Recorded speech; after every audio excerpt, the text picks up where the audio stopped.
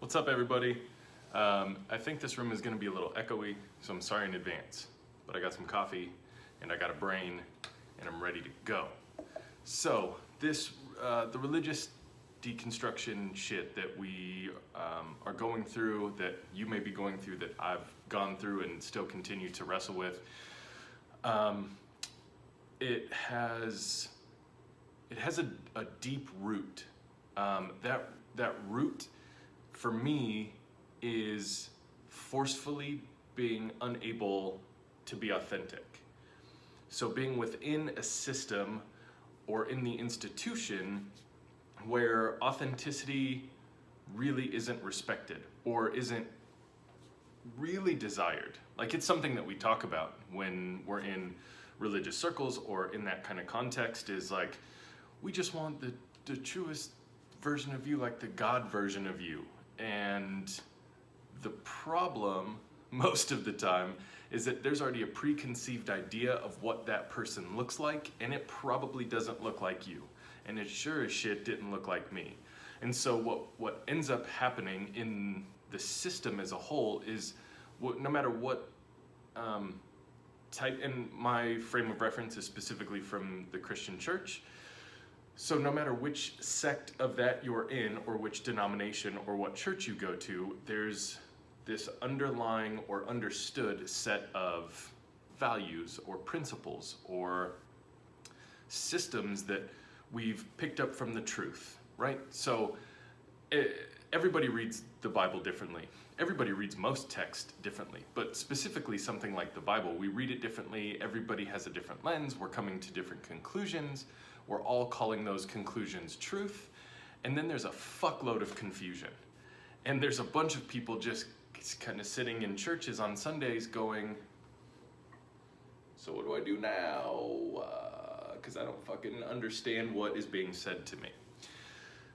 So when we live in that kind of, when we have that experience, right, where you're being told to be authentic, but there's a preconceived idea of what authenticity should look like, and it's based on a type of person.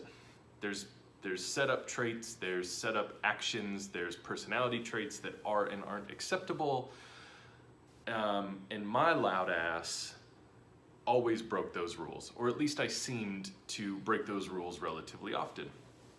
And what that did for me is it forced me into less authenticity in my church circles and more authenticity in my non-church circles.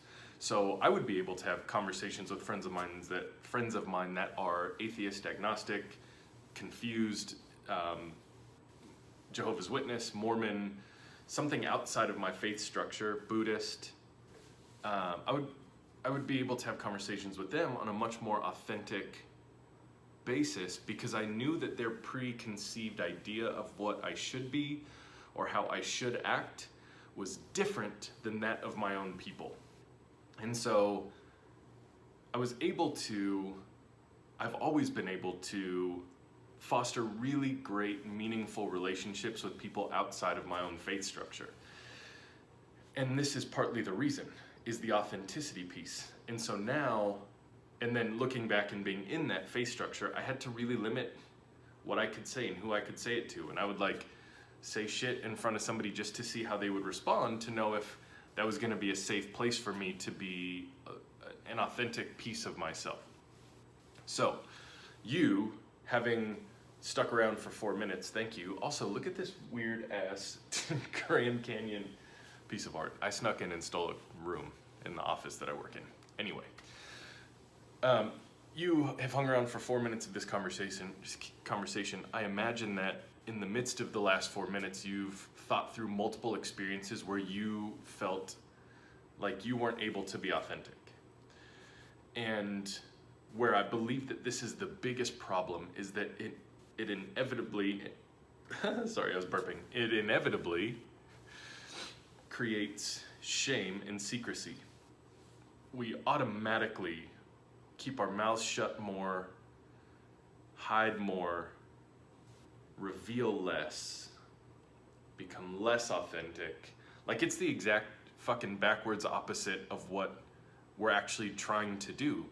Like in the Christian church, we would say things like, I want to see, you know, the like truest, most God-given version of you, or I want to see the God in you, which there's obviously a preconceived idea of what that looks like.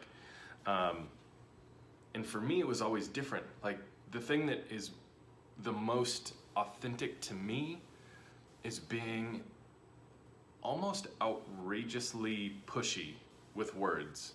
Like I'm not afraid to push buttons or limits or have really hard conversations. I'm certainly fucking not afraid to swear. I'm not afraid to talk about cultural things. I'm not afraid to talk about things that are stereotypes. And I almost always, or at least I try to approach those conversations with fairness and grace and justice and compassion. And most of those conversations, or the way that I speak, my ability to be so audacious almost, is rarely embraced. So if you have an experience of anything like my experience, let me spend the next couple minutes hopefully encouraging you through this journey of deconstruction, or just questioning, or doubt, or fear, or fucking confusion, that you probably should feel confused, that there are a group of people telling you to be your truest self, but also not allowing you to be that. You should be frustrated about that. You probably should be a little bit rebellious against whatever system you've been put in. And the hardest thing that you're going to have to overcome is the secrecy. After spending, almost 20 years, probably solid 18 years in the Christian structure, secrecy is by far the hardest thing for me to overcome.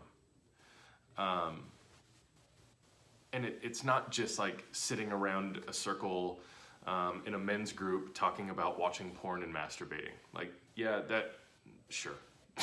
If that's where getting the secrecy out has to start, then great.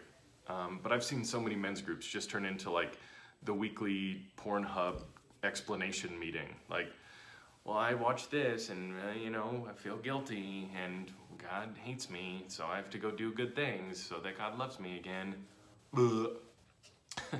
And I'm not saying that those things aren't bad, because for some people, men or women, talking about pornography and masturbation is like a wildly scary and vulnerable topic. So I don't mean to draw light to that topic specifically, but I've just been a part of so many men's groups where like that was the thing that got talked about all the time. Whatever that is for you, could be drinking, could be an eating disorder, could be anger, could be how you feel about yourself, your body, your emotions, could be the way that you eat, could be whether or not you feel good about working out or not. Like the amount of things that we keep secret because we're trying to play all of these different parts that people want us to play, this shit will kill us. It does kill us. It totally destroys the most authentic version of ourselves, and then it leaves us to a place where we're in our mid-30s or 40s or 50s or 80s, where we're trying to undo 30 years of bullshit to really discover who we are authentically.